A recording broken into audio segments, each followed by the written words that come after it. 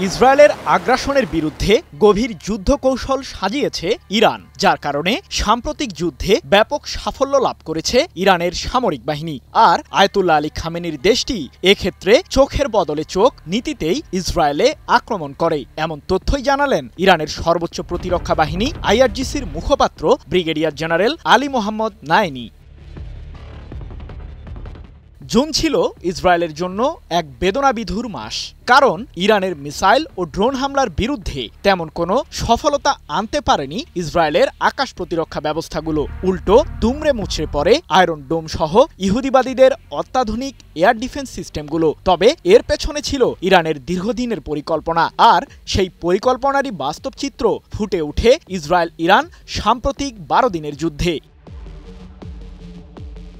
ইরানের তীব্র প্রতিক্রিয়া ইসরায়েলকে তার যুদ্ধের লক্ষ্য পুনর্বিবেচনা করতে বাধ্য করেছে জানিয়ে আইআরজিসির মুখপাত্র নায়েনি বলেন, সেই যুদ্ধে চোখের বদলে চোখ, একের বদলে এক নীতি অনুসরণ করেছি আমরা। যখন আমাদের সামরিক বাহিনী ইসরায়েলের বহুতল ভবনগুলো ধ্বংস করছিল, তখনই প্রমাণিত হয়েছে আমাদের গোয়েন্দা তথ্যের নির্ভুলতা, আর সেই সাথে প্রমাণিত হয়েছে আমাদের ক্ষেপণাস্ত্রের সক্ষমতা। 17 সেপ্টেম্বর এক প্রতিবেদনে বিষয়টি নিশ্চিত করেছে যুক্তরাজ্য ভিত্তিক সংবাদ মাধ্যম ইরান ইন্টারন্যাশনাল।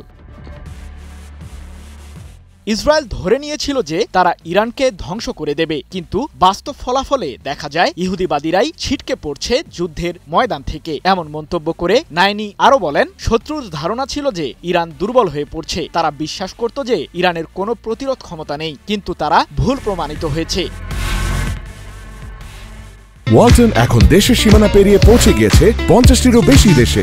ওয়ালটন, ঘরে ঘরে বিশ্বজুড়ে। পারমাণবিক অস্ত্র তৈরি থেকে ইরানকে বিরত রাখতে গত 13 জুন দেশটিতে বিমান হামলা চালায় ইসরায়েল, যার মাধ্যমে শুরু হয় দুই পক্ষের তুমুল লড়াই। যদিও সেই যুদ্ধে দুই দেশেরই ব্যাপক ক্ষতি হয়। ইসরায়েলের বিমান হামলায় নিহত হন ইরানের সামরিক কর্মকর্তা ও পরমাণু বিজ্ঞানী সহ অন্তত 1000 মানুষ।